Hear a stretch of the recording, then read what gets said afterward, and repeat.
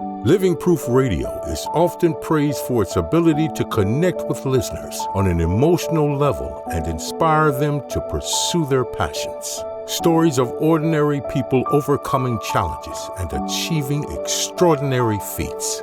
These stories tap into universal human experiences of aspiration and struggle and can help listeners feel motivated and empowered. For weekly episodes and full length, visit patreon.com/livingproofnewyork. I guess you're M for Palace. You got on 2 years ago or a year ago? It was 2 years ago? 2 years ago now. How's that shit been? Oh, it's been shit. It's been a blessing for real. Yeah. Just even before riding for him, I was working at the store and whatnot, and just all those guys within the company always just been on some family shit. So I guess maybe a year prior to the store being open, there was my homie, or I guess the manager that ended up opening up the store and whatnot. He had hit me up. He used to be the Lakai TM. He used to send me shoes and whatnot.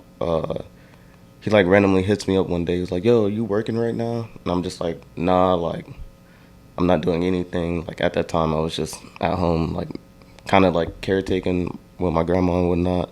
But then, he was just like, "Yo, if you want, there's gonna be Palace is opening up a store next year. If you want that'll be you can work there and whatnot." So shout out to Daniel Wheatley, bro, was the one who hired me. So. Yeah. He films? Yeah. Oh, dude, I've seen him on Instagram. Yeah. He used to film all those Lottie's videos. Yeah. Mm-hmm. Dope. So that's actually how I met him. Is through the Lottie's shop and whatnot. So, yeah. You used to go there a lot, right? Yeah. How was it? Man, that was my favorite. That was my favorite shop. I don't know. Mike, such a good dude. Mike Gelati, who runs it. Or I guess who ran it at the time. Yeah, he just always looked out. At that time, I wasn't working, didn't have couldn't get it was kind of a little bit harder to always get product or whatever. So he always look out for not just me, but all the kids that was in that community that would always stop at the shop and whatnot. So. Yeah, they recently did a thing on him for Vice. Have you seen it? Oh, I haven't been. It's really good. It's all about Lottie's. It's all about the story of Lottie's. Vice, they always do a good job, and they did a whole thing on him, and they interviewed the people behind the shop, not just him, but the community behind the shop and the customers that would go there and the skateboarders that would go there, and just the community that would make the microcosm, its own culture with its own event, its own shirts, its own clothing. It's its own thing. And I remember being here on the East Coast, seeing Lottie's pop up just through the internet, and I was like, I don't know what it is about this store, but I feel like it's just different. You know what I mean? I could just sense it. I've never even been there. Just kind of the way that you could just sense it even just through the internet. It seemed like a real, true, local, 100% skate shop. Oh yeah, definitely. That's why I used to love going there, because I'm like, all right, that was my idea of skate shops. I used to always go to a bunch of different skate shops before, and my idea of a skate shop was pretty much how Mike ran Lottie's. So yeah, once they opened up, because he had 2 locations. He had one a little bit more on the west side, and then he closed that one down and moved to closer to my neighborhood. On Adams and Crenshaw. And that's how I already kind of knew about the shop, because my friends used to go to the one on the west side. But once they opened up closer to me, it's I'm oh, I got to check it out. It's always, I just, I heard my homies talk good about it. So I was I wanted to check it out. And then, Mike told me to pull up via Instagram or something. So, yeah. Did you know him prior? No, I didn't. No, I think one day he was on Instagram Live, showing the shop or whatnot.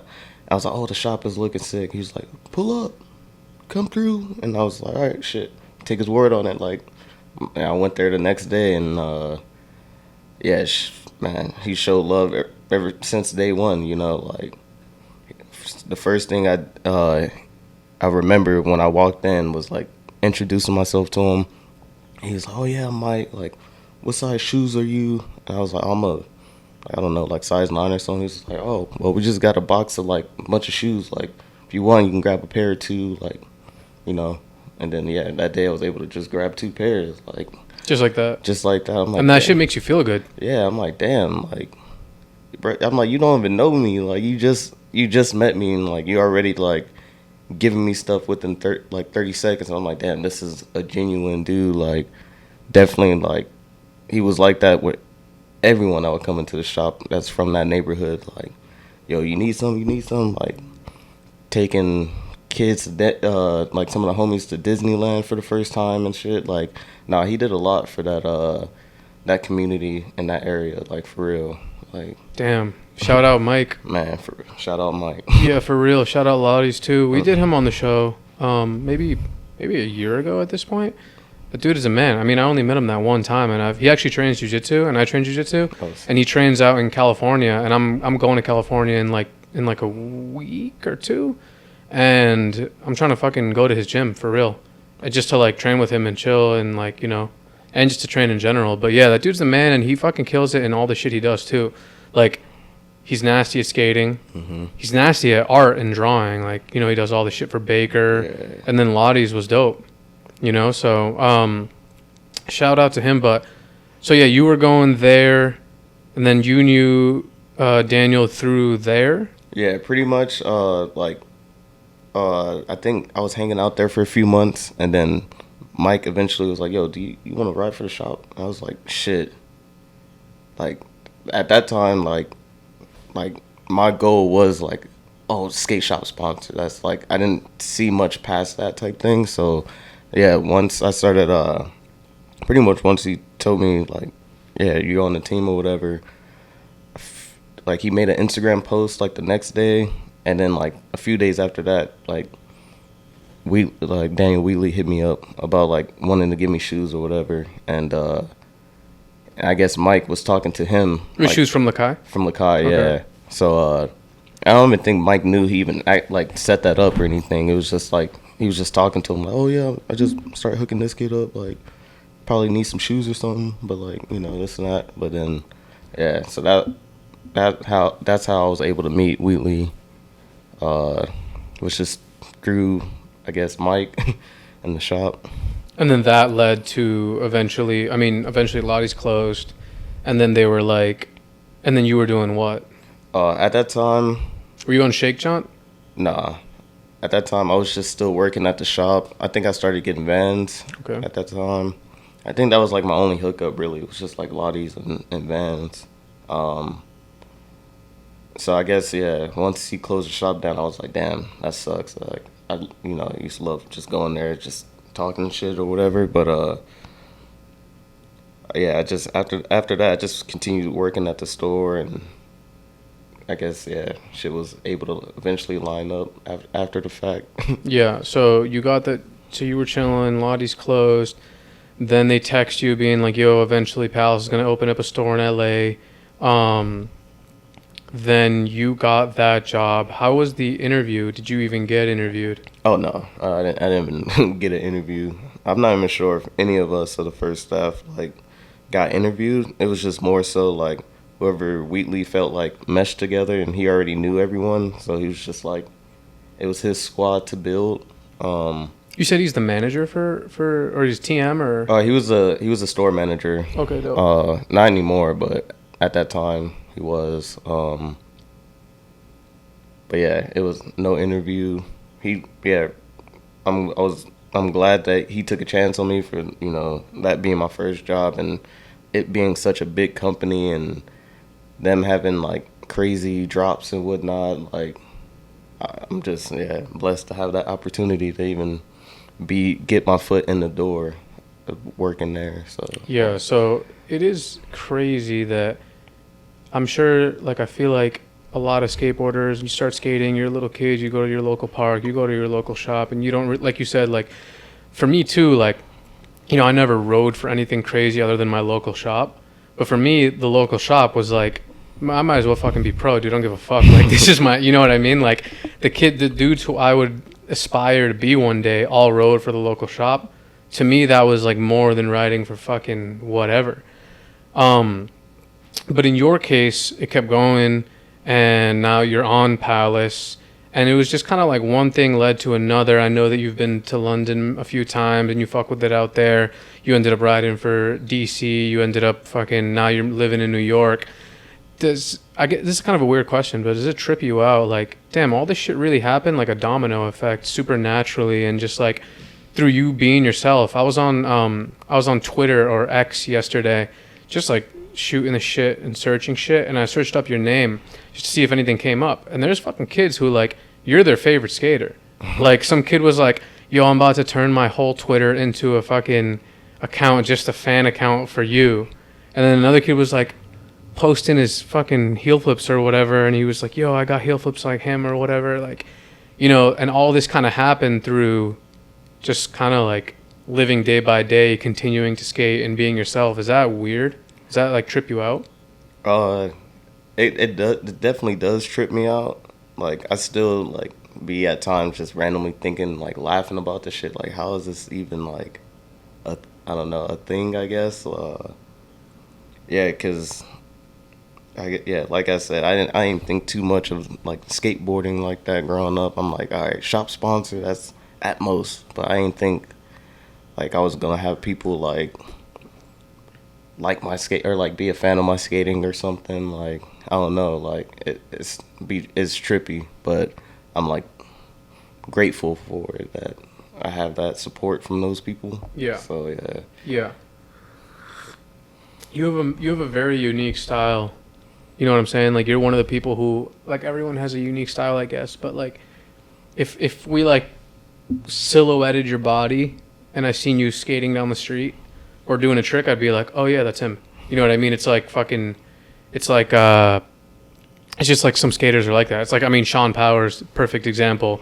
For real, like, you could silhouette his body and you'd know it was him skating New York. You could like silhouette the spots and you'd know it was him skating New York. Just like a skateboarder doing random shit that's like all one color, like a fucking iPod commercial, and you'd know that it was them. Who are the skaters that you look up to growing up? Or even the videos that you'd watch. What were like the full lengths you came up on? So I definitely was like a Baker, Shake Junt, like Death Wish, like all those. All like that was like my favorite stuff growing up. My favorite skater was Antoine Dixon. Like, straight up, that main reason why I do switch hills, nollie hills, and shit. He had the best style. Yeah, like his style is sick, and I just remember like obviously being a kid and like having like just, I think Baker Has a Death Wish was like one of my first videos I seen. So he was just like one of those dudes. I'm like, damn, like there's a black pro skateboarder who's like, he just was. He's the best. Yeah, he was like my idol and shit. So yeah, that was one of the people I grew up watching skating. I would say like that's probably like the one I can think of the most, because eventually it was like other people after that, but like it was like phases. He was like one of those people up until like, I mean, he's still my favorite skater, but nowadays it's like I'll be watching like Alexis Sablone, and like that's my like current favorite. She's been my favorite skater since like I think 2015 or something. Like, I remember seeing her skate in person at Street League and just been a big fan ever since. But yeah, I would say, yeah, Baker Death Wish. Baker Has a Death Wish, dude. What a fucking video. That has to be, like, there are a lot of skate videos, and that really has to be, like, top 5 of all time.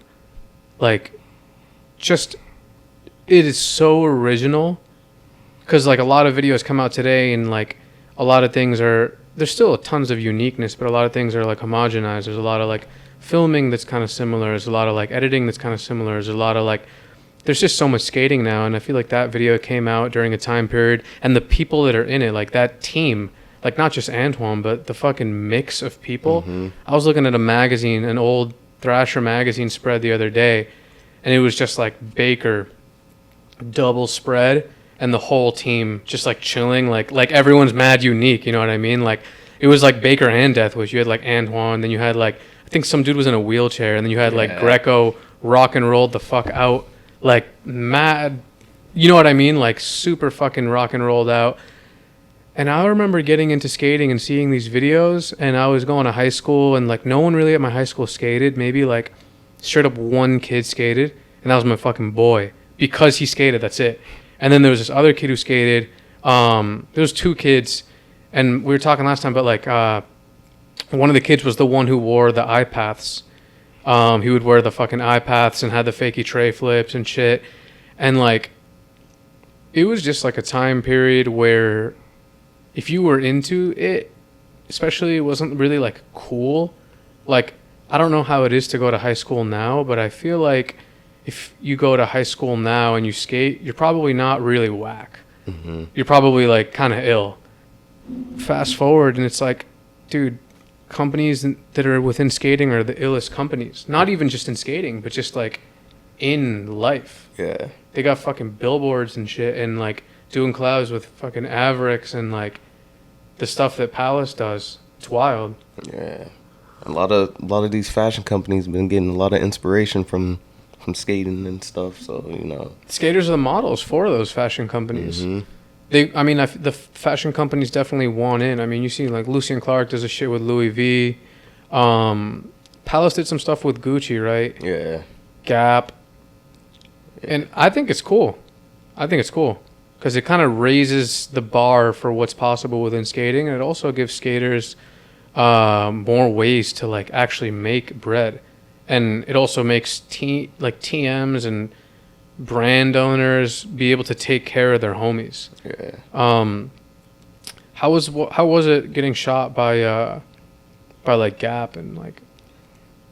No, it's been cool. Good experience every time I get to go on those type of shoots when it's like those big collabs or whatnot. Because you definitely get to see the other side of like those companies that they're doing a collab with. Usually, you know, you'll only see the outside or being the person from outside looking in, I guess. But like once you get to meet some of those people within those big corporate companies, it's like, oh shit, like. Damn, y'all, we all on the same page, but y'all just like, or I guess more like have to be on more professional level throughout life or something, or like, you know, business wise or whatever. But like just seeing them, like, letting us do like going to the corporate office and like rolling spliffs and shit in the fucking, I don't know, on the table and shit. Like seeing that, it's like, oh shit, like I never would have thought some shit like that, or like get to go party with like the creative directors of these companies and stuff. It's like, damn, it's cool. So yeah, you did the thing with Gap. What about you did Gucci too, right? Yeah. And it was the Gucci dudes shooting it, or was it Palace dudes shooting it? No, it was like the Gucci people shooting it. It was definitely like Palace crew like on there, like people that also like does commercial for them. But it was like mainly like a Gucci. They had their models also, and like their security and everything else was like pretty much like the Gucci stuff. Yeah. What does security look like? I forgot what bro looked like, but I just remember he like we couldn't look at much shit without him like hovering over. You can't look at him either. Yeah. that's why you don't remember what he looks like. Fucking Gucci. They did Ralph Lauren. That was the crazy one. Mm-hmm. Because I think I read that that's the first time that Ralph Lauren's ever did a collab. Oh, shit. That's a fucking legacy brand. Like, that's fucking no joke, Ralph Lauren. That's wild. When they released any of these, or any of the past collabs that they did, were you working at the shop as they released it? Some of them. Like, the first Calvin Klein drop, I was still at the shop. Let me see. I think the first Stella, I was still at the shop, in like Oakley, Solomon's, like some of those collabs, yeah. But I think the last big collab I did when I was still there was like the AMG Mercedes.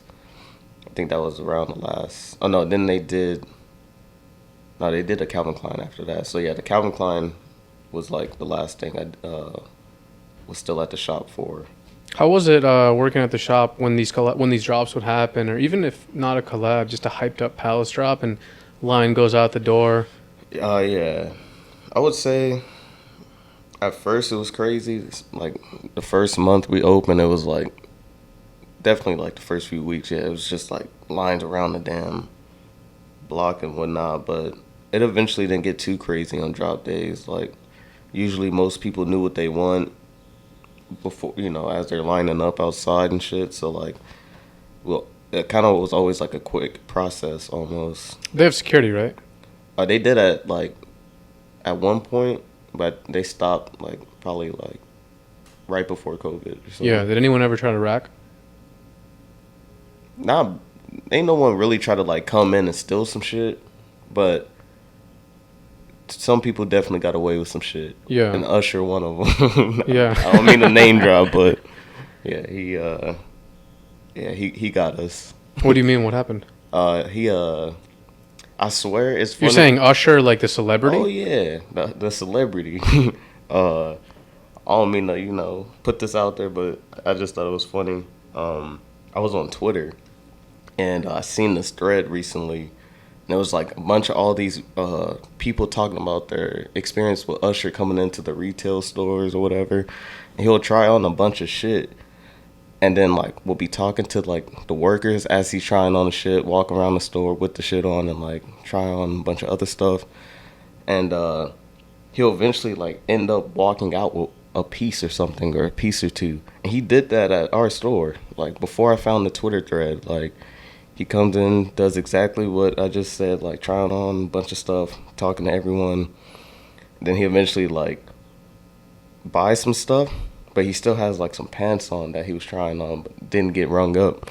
And then like, yeah, gets on, buys the stuff, leaves, then had his assistant come back and then like take his actual pants from the fitting room and like. For real? Yeah. And you guys wouldn't notice it, or it would be like... No, we didn't notice, because we were like, everyone was like, damn, bro, that's... Yeah, Usher. I think that was like maybe around the time where he was like one of the first like celebrities to come in or something. So everyone was just kind of like shocked that, he was there. But we do have a photo of him walking back to the car with with those pants on. And then that's how we found out. Like, we sent it to the group chat, and we're like, wait, did anyone ring him up for those pants? And everyone was like, oh, fuck, like... No, we didn't even think of it. Like, dude, like, that's fucking crazy. What is the point of him stealing?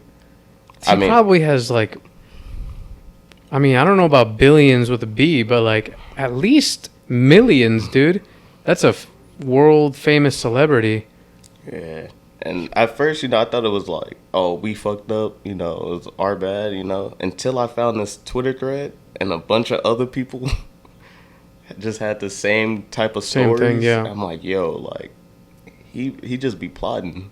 Maybe he has like a fucking that like condition that you're addicted to racking. Yeah, because that shit exists. It does. Like that shit happens to a lot of graffiti writers. Like they will like it goes undiagnosed, but like they need to rack every time they go into a store. They need to rack because like it just starts on some little shit, and then before you know it, like. You go into a store, like when you go into a store, you're probably going to see some shit that you want. Even if you don't need it and you're not going to really buy it. But once you have that racking skill, you might just be like, fuck it, I'll just take it because like, who's going to stop? Like there was this like very legendary, rest in peace, famous graffiti writer, Nemel Iraq. And he would, there's a YouTube video where like they go into his crib and he's just like, yeah, like I got to stop taking shit or whatever. And he has like cardboard cutouts and like shit that he would take from stores. And like, people get fucking, it's a whole world.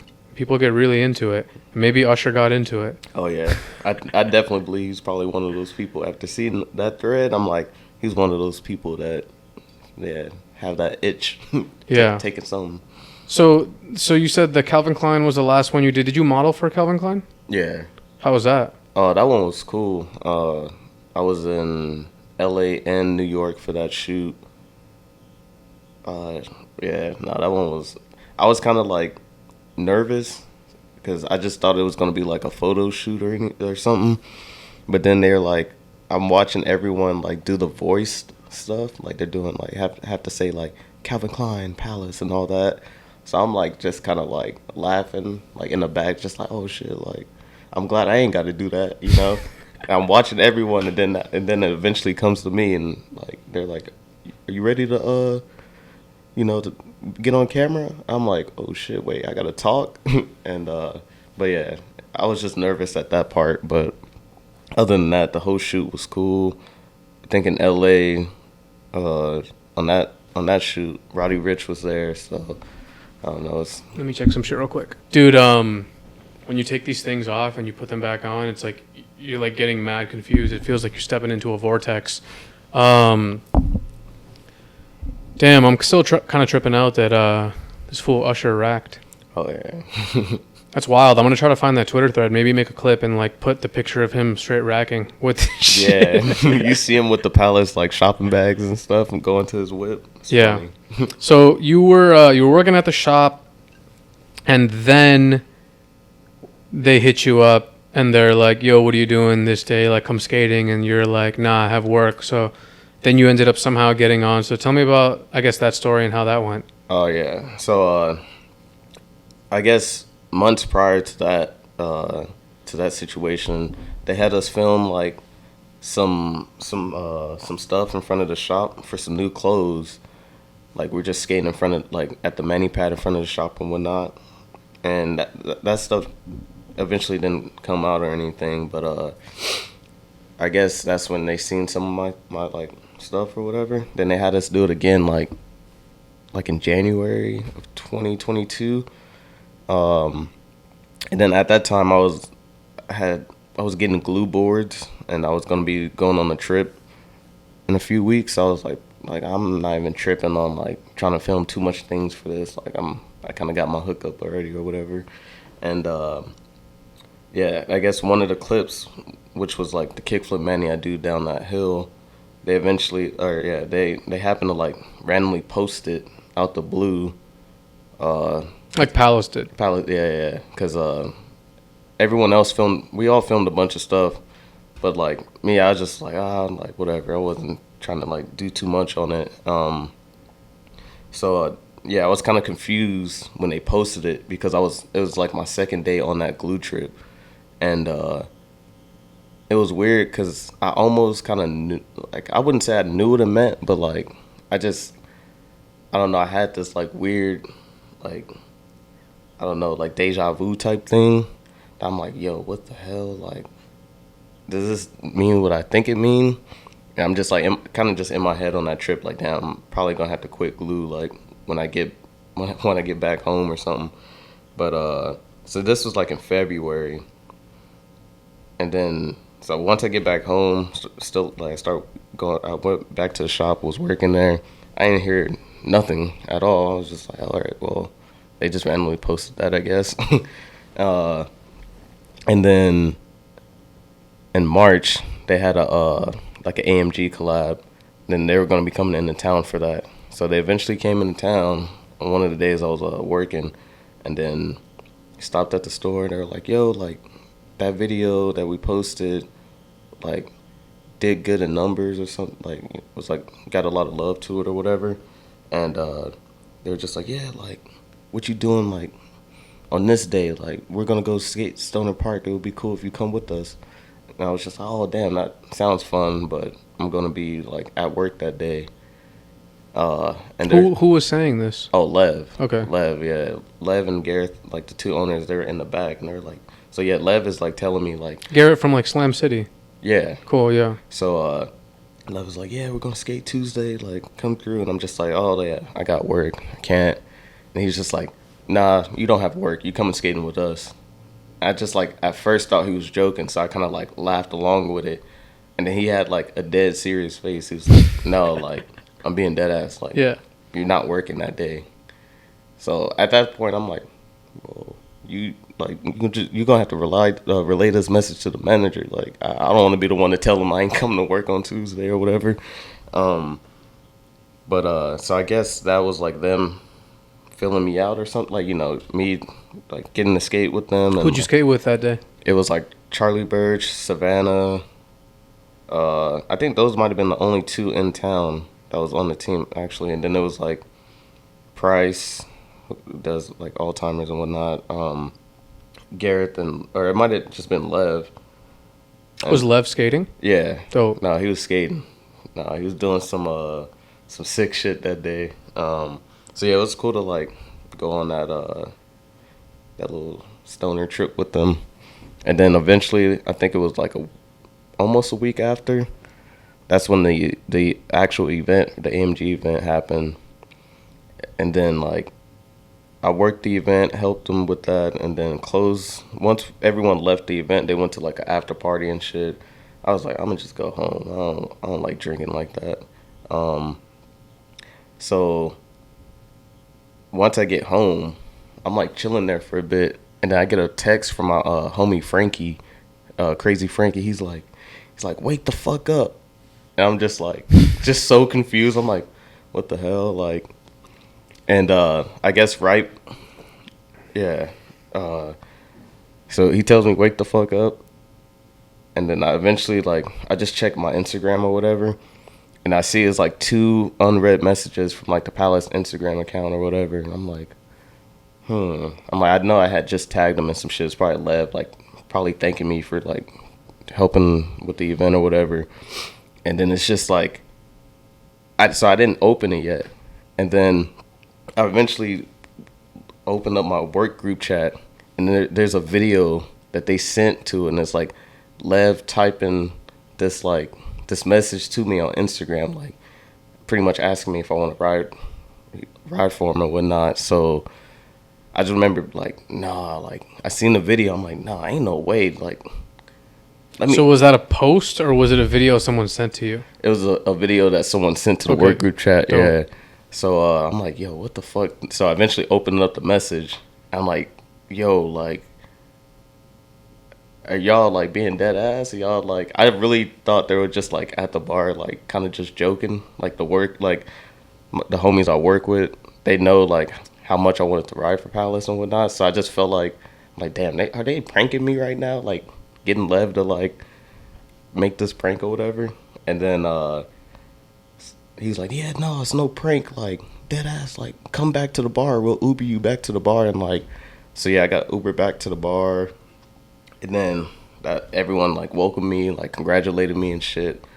I just remember that night, and like, yeah, it didn't feel real. I'm like, remember pulling up, and I'm like everyone's stoked, and I'm just like so confused, like, bro, like what's actually going on here? Like, yeah. That's dope, man. That's an awesome fucking story.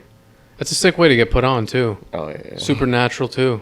You know, you've been getting a lot of love since then, and not just from the general public, but also from the Palace dudes in general. You're telling how like it's dope to go to London because you get this like warmth of, I guess, welcome when you go there, and not just from the Palace dudes, but also just from the general public and all that shit. I guess we'll start with there. Like, so you get put on. I guess what changes after that? Were you still working on? You still kept working at the shop? Yeah. So I was still at the shop probably like 4 months after. At that time, I still was just like, wasn't too sure what was going on. I'm like, bro, I'm like, damn. Yeah. I just remember I wasn't trying to rush anything or like be too like, you know. I'm just, at that time, I was plotting on trying to move to New York.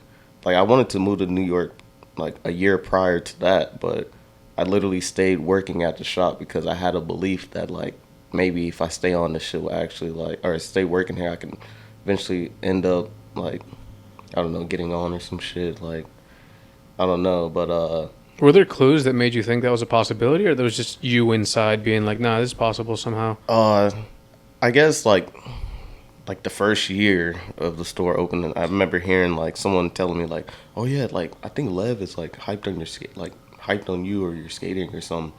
So I just remember always having that like in the back of my like head, like, I wonder if that's like kind of true or whatever. And then like, what did I get? I got put on 2022.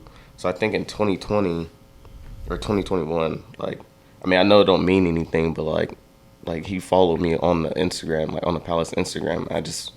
That was like I felt like, oh shit, like I don't know, that's something. Yeah, of course. And then he like commented on one of my videos through the Instagram itself. So I'm like, oh shit, like I don't know, maybe. So I just always just had that like belief, that crazy belief, I guess, or something. But yeah, I just always like that kind of like made me really want to keep like trying to like, oh, I think this shit's possible. Like, let me just stay here long enough to see. And then yeah. That's dope. I mean, your belief was fucking right. So, dude, shout out. Good for you. You got on, you worked there for 4 more months, and then you moved to New York? No, after that, I was going to move to New York. I remember like literally was finna like pack everything, was finna sell my car and everything. I was too like scared to like ask what was actually going on with Palace. Like I'm like, yo, like my shop floor, or do I have to like just be like the LA representative or something, like just be at the shop and like, cause yeah, I'm like, yo, I don't know if what's going on, you know, but yeah, I told Lev, I'm like, yo, like I think I'm moving to New York. I'm like, I don't know if I have to stay here at the shop or like, you know, this and that. And he was just like, yo, go do what you want to do, like live your life, like you still good, like, you know. And I feel like once I told them I was going to be quitting the stores, when shit started really going into motion, like, all right, you're not just going to be like being like, at that time I was just doing like here and there, like Instagram story post form, like wearing some new clothes or whatever. And then yeah, as soon as I like told them I put in my 2 weeks or something, it's just like everything in motion. They were talking about like, all right, get your passport, come to London and all this. So yeah.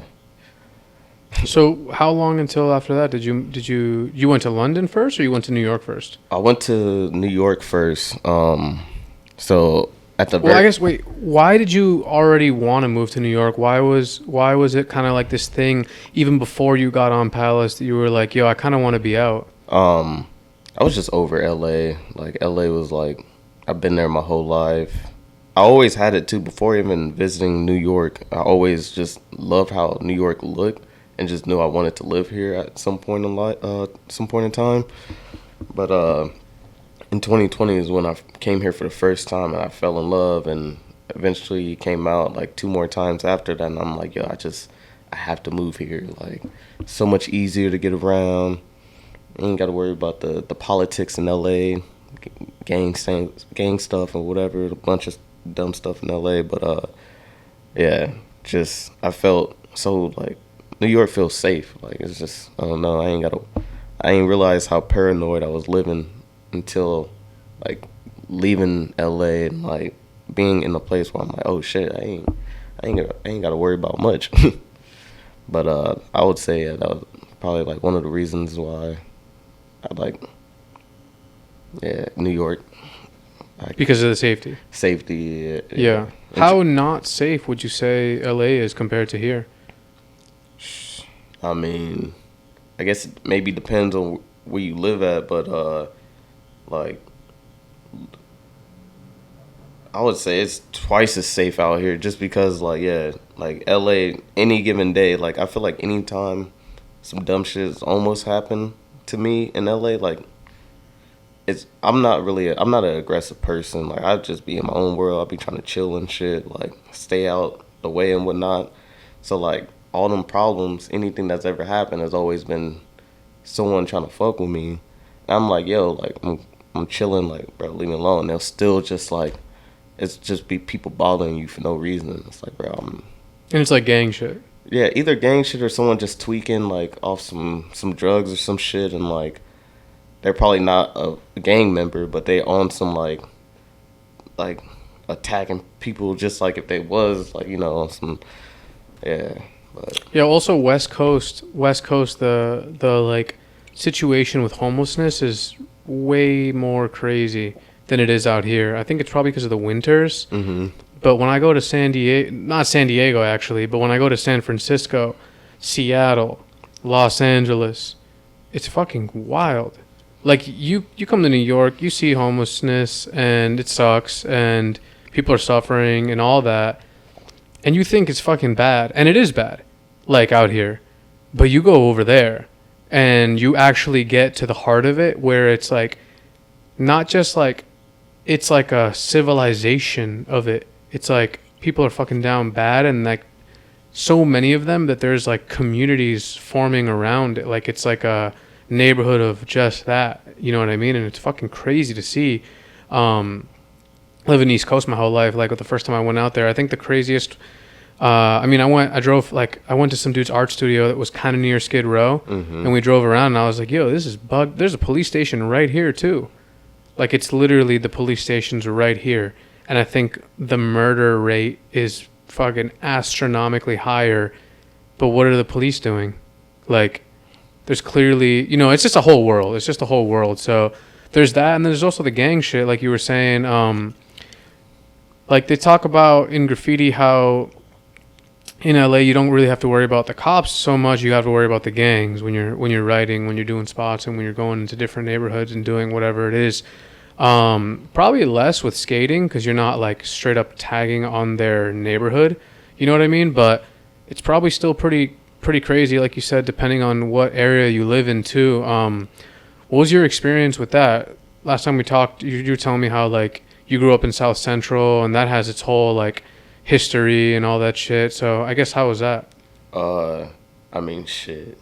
Yeah, over there, like you would think at times like having a skateboard will always be like the safety net. Like ain't nobody finna fuck with you, but it's like damn, yeah, they'll still fuck with you because a lot of these people who either in gangs or in some other shit like probably at one point skated. Like, I had a good amount of homies that I've seen who was good as hell at skating. Could have been like on some pro shit, but like just get caught up in like the street stuff and like whole gang banging shit, like losing homies over this shit. I'm like, damn, like I don't know, that shit kind of was like, I don't know, like a bummer to see, I guess, because it's like, damn, I had some talented homies, but it's just like being stuck in LA. Like, yeah, I remember before coming to New York, I ain't really left LA like that. So like, if you're in South Central, it's not much.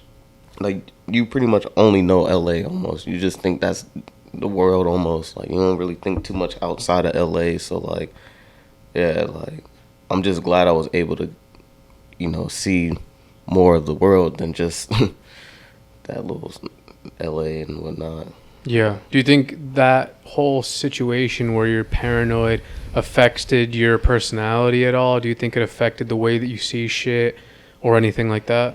I wouldn't say like it affected anything. I'd definitely say it helped me like be on my P's and Q's and stuff. Like I'm always, no matter where I'm at, I'm always like really paying attention to my like surroundings and like what's really going on, and people like body language almost, like see what type of shit they on, like, yeah. So I wouldn't say it affected me too bad.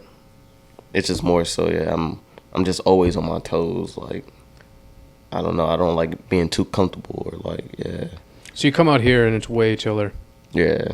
It's way chiller. The energy out here is really amazing too when you're really out in the streets and you're really out just like skating or taking it all in. There's like Harry Jumanji used to say that I think he said that like New York, he swears like he's certain that New York is the center of the universe, just because like the amount, like when you skate downtown, for me downtown specifically, like the first time I came to the LES, I remember being like, I had the same experience a lot of skateboarders or graffiti writers or whoever fucking people, artists feel, which is just like, damn dude, there's like something here that's magical. There's something here that, it's no wonder mad artists and mad crazy shit have come from here.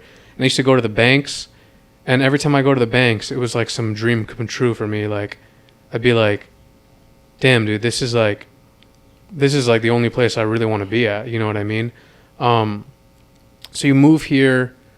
First, you were uptown. Yeah, up in Harlem. How'd you end up there?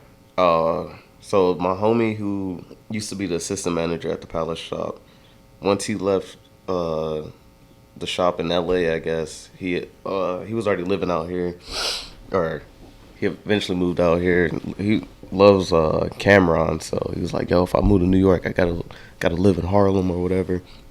So luckily, he had a 2-bedroom spot that he was just like down to just pay for at first. He was letting homies, like, anytime people came into town, like, "Oh yeah, take this, the second room," and I would stay there from time to time. Then eventually, like, I hit him up at the perfect time where, like, he, like, wanted a roommate. Like, I think he was already here, like, 2 years. So he was like, "Yo, like, yeah, if you want, you can move into that room, get your foot in the door, and then you can either stay here or, like, try to, like, I'll let you stay here for a little bit until you figure out where you actually want to live." But, yeah, that, because of him, that's how I was able to get up into Harlem. Yeah. Or the only reason why I ended up in Harlem, I guess. But was it near the only part? I mean, what streets? What streets was it on? Or like, don't blow up where he lives and shit. But like, yeah, kind of like what neighborhood was it in? Like Spanish Harlem. Okay. Yeah. Word. Yeah, I had a homie Jesse who I went to school with, who lived in Spanish Harlem for his whole life, like his whole family. They had like this fucking sick rent controlled situation where they had like a 4-bedroom or some buck shit for like, I don't remember exactly what it was, but it was for the low. Like, it was like a fucking, like, for New York standards, that shit was like a house. And they just had the perfect rent controlled situation. So anyways, you lived there for like a year, right? Mm-hmm. Then you moved to Brooklyn? Yeah. How come you moved? Well, yeah, first of all, my homie, he's going to be leaving New York, going back to LA. So it was either I take over that lease, and I'm like, I don't want to be in Harlem anyways. Like, I'm always either downtown or in Brooklyn. Everyone I know, I ain't really trying to come up this way, kick it or whatever. So it's crazy because it's like really not that far at all. At all. But people just get so comfortable here that it's like, yeah, they get really lazy and they don't want to, you just want to like chill at Tompkins or LES and sit down and relax and drink a coffee and have a fucking good day in the shade and do like 10% skateboarding, 90% chilling. So you ended up moving. Yeah. Because just it was farther? Or? Yeah, it was farther and like just like harder to have the motivation to really just go and do shit. Like since everyone's either in Brooklyn or Lower East Side, if I'm waiting on people, it's like I'm either gonna come down this way and figure out where to kick it at, or just be at home and wait for them to be like, "Oh, yo, we finna go do this," and then they're already close. They're already close, yeah. Yeah, so it's like I just always felt like I was wasting hella time. Like, it definitely causes an inconvenience. Yeah. I used to live. I think I told you last time, but I used to live in Flushing, right on Flushing Main Street and Roosevelt Avenue, and it was like a straight up an hour. It was an hour to get down here. Like I would take the 7 to like Grand Central, take the 6 down to like Astor Place, or I would take the 7 to like Jackson Heights, Roosevelt Avenue, and then take the F down to fucking East Broadway to go to LA. Those are like my main 2 stops. But it would cause, just like, it would actually affect a lot of shit. I would just see my friends less. I would just be around less. And also, if anyone's chilling at night, like if we start doing anything into the night, I'm thinking like, damn, I'm about to have to take the train and the shit might get fucked up at night. And I'm about to get home mad late because of this shit. So, how's it been living in Brooklyn? It's been lovely. Yeah. It's been so much easier to get like back to the crib. Like now I don't even really have to rely on the trains like that. Like I could just bike over. Like, I mean, I had a bike in Harlem, but like just that route, biking back and forth. No, it's like, diesel. That shit sucked. Yeah. Like, but yeah, it's so much closer. So much easier to get to the city, or like where I usually kick it at anyway. So yeah, I love Brooklyn. How long is the bike? Like how long is the bike ride? From where you're at, yeah, to here. I think it's like a 30 minutes. Oh, that's chilling. Yeah, like in Harlem it took me like an hour. That's a lot. Yeah. By the time you arrive, you're drenched. Yeah, I'm like, man, last summer when I first moved in here, that was like, yeah, I can do another summer in Harlem. Yeah, yeah. Cool. So you're in Brooklyn. You don't plan on staying here, right? New York? Not really. Nah. I mean, I eventually want to move to like London one day for good. Yeah. But I mean, yeah, I feel like New York is a place I just need to be at this moment to like do what I need to do with this whole skate stuff and like just other things outside of skating and shit too. And yeah, New York is a lot easier to get to London than from LA. But What are you trying to do in skating? keep it 100. Keep it. I don't know. Oh, okay. I'm just right now. I'm just man. I'm just trying to keep. Yeah, I don't know. I feel like just being in the mix is already what you got to do. You know what I mean? Just being in the mix, being in New York, skating, being around it all the time and constantly skating, constantly filming. I mean, that's what got you to where you're at. You know what I mean? Just fucking being in the mix. You ever thought about working at the Palace store in New York? I mean, I would say I definitely like wanted to like before getting on or before all that, but like after, I guess now I'm just like kind of down to do some normal, some other shit, I guess, like some shit that's just outside of skateboarding. Like I don't know, like learning new things, so like learning some stuff that's important or like useful skills in a different like not universe, but like a different like lane, or I don't even know how to describe this. Yeah. But yeah, I'd rather just do some shit like that. What do you have in mind? Shit, I don't even know. Man, I know people do like PA stuff, but like some stuff like that where you get to see like production and how things are set up and like people doing sets or whatever, like Yeah. things like that. It's kind of like either that or something that has to do with like music or. What are you trying to do? You trying to do some music? I mean, I've been like mixing lately and just been trying to mix tracks and stuff. So there's a fucking huge DJ scene, you know. Mm-hmm. I mean, I know you know Casper. Shout out Tenant. You be going there a lot, right? Yeah. You like ride for Tenant? I ride for Tenant. Shout out Tenant. How's that been? Yo, shout out to fucking Casper, dude, because that dude's been fucking skating New York forever, like for real, born and raised, super, just like, and then he opened up his shop and it's been going sick.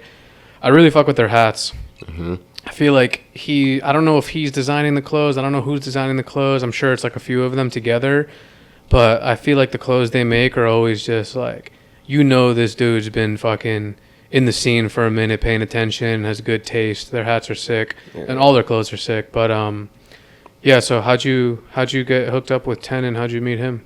So actually, it's because of my the homie I filmed with, or like Noah. Noah. It's mainly because of Noah. He always hang out at Tenet.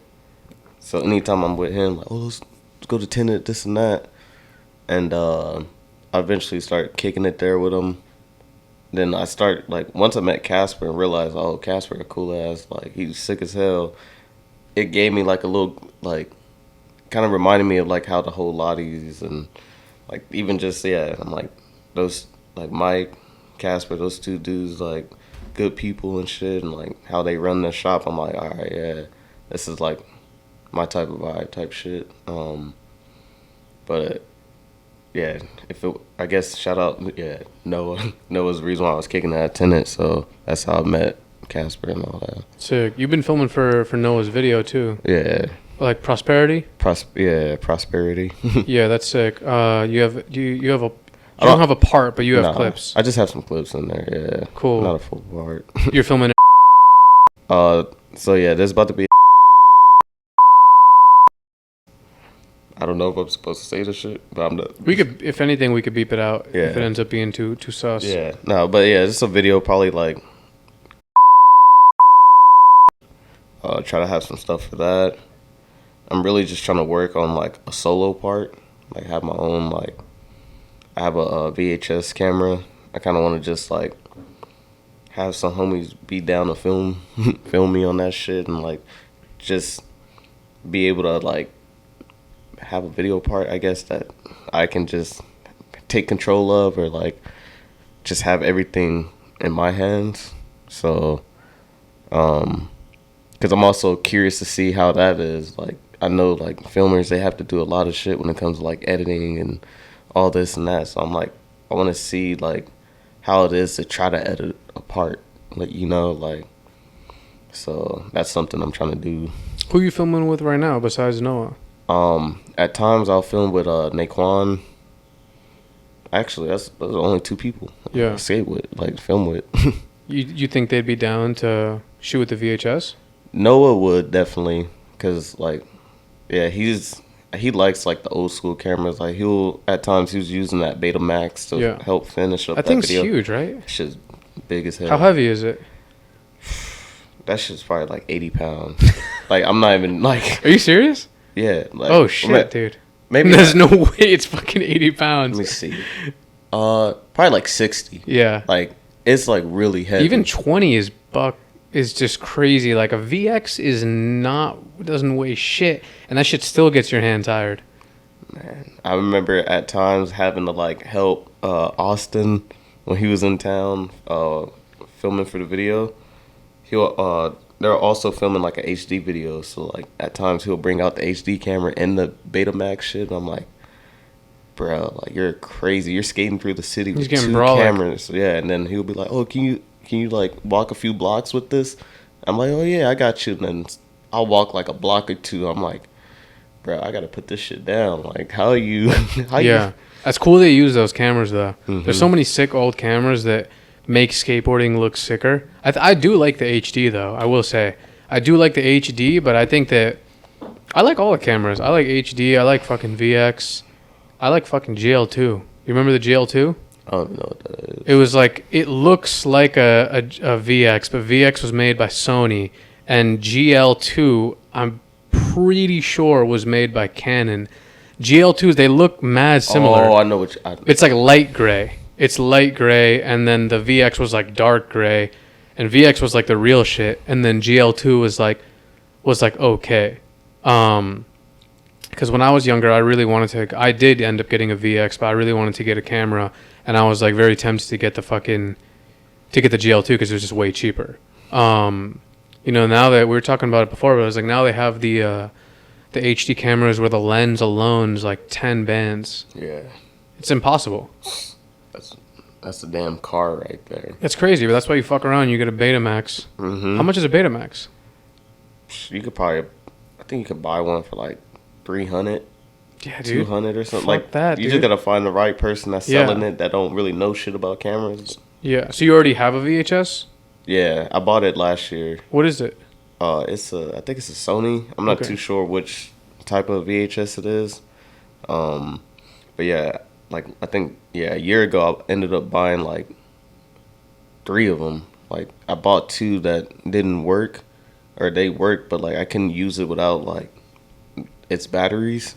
So like I had to just buy a 3rd one. Like luckily that one, they were still making batteries for those type of cameras.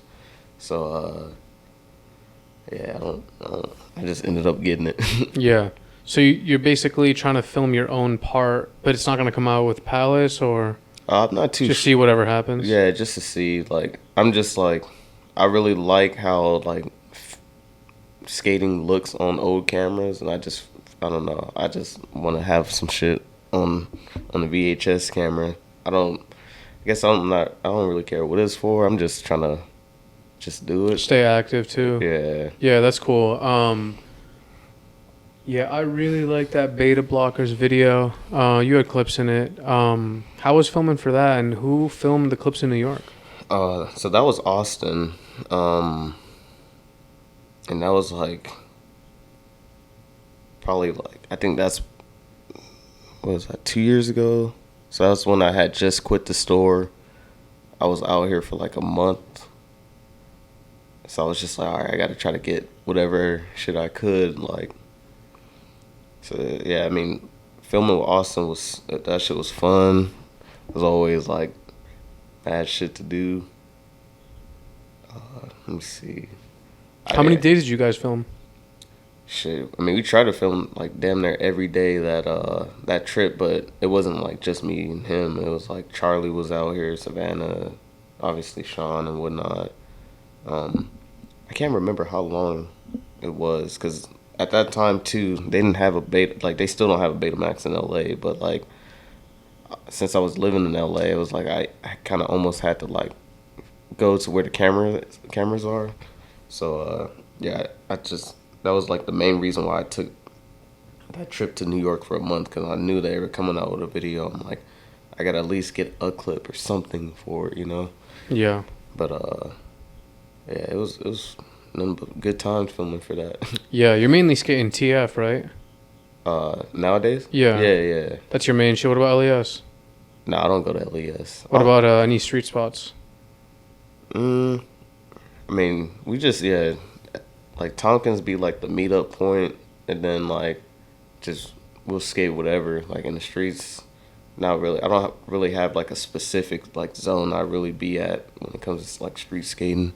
Yeah. But you skate with Sean too, and he be doing he makes everything a spot. yeah, and I love skating with Sean because of that. Yeah. helps with the creativity. I'm like, all right, like that, like watching him skate shit, thinking outside the box. Like I'm like, all right, that's how I have to move around New York. Like, just try to look at shit that no one, like, oh, people skate this thing. Let me look at the shit that's just right next to it that no one really thought to like skate. Yeah. Yeah. He put you onto the loafers yet? Oh no, I ain't. He tried to. I ain't doing it. Why not? Those are fresh. I mean, I probably rock. I feel like my feet is too wide for loafers, but I mean, I don't know about skating in them, but like, definitely not skating in them. Oh dude. no, I'm definitely not skating. I'm surprised. I've seen him skate in them, but like, yeah, I feel like one day I'm gonna eventually rock like loafers, but yeah. He made me want to get a pair. He fucking really made me want to get a pair. I was about to get a pair. I found some on some Chinese website for like $10, but they looked crispy. They looked like, you know what I mean? They looked crispy. But I ended up not doing it for whatever reason. You skating Reeboks now? Yeah. Which ones those are the workout lows, right? Yeah, these are the workout lows. But as of lately, I've been skating, like, they have a new pair called the Club C Bulk. Oh, okay. So it's like it's for skating. Yeah, they're pretty much like for skating. Yeah. They like promote it as like a skate shoe, damn near. Has like a little plastic toe cap or a rubber toe cap around the little toe part. It's pretty much like a fatter version of the Club C's. The Reeboks are sick, but I feel like the Club C's and the workout lows and the workout. Is there a fucking workout mid? I had this one. Yeah, they got them mid. I had this one pair of Reeboks that I haven't seen in the store since, but I had them like 4 years ago, and they were so ill. But I feel like those are like their 3 models that are ill, the classic ones. Mm-hmm. And then it's like one of those cases where like the other ones they make are like kind of whatever, you know what I mean? Like the Club C's are fucking sick, and they look really good for skating too. They kind of just look like in between like a tennis shoe and a skate shoe. But yeah, now those, I always felt like the workout lows though would be weird to skate in, because you like the sole is like kind of like the sole is narrow, but the shoe is like not as narrow. Mm-hmm. Those are sick though. I seen like a black pair with the light blue icy fucking bottoms, and they're kind of like, they're also cheaper than most. Like those are fucking cheaper than like which are, you know, like they're classics and they look sick like depending on your style and shit, but like why the fuck that shit getting so expensive, dude? Man, no, for real. Gonna make us start skating loafers, dude, from eBay. The $10 loafers. $10 loafers. Sean skates like Solomon's too, right? Yeah. He has like a whole part skating just Solomon's.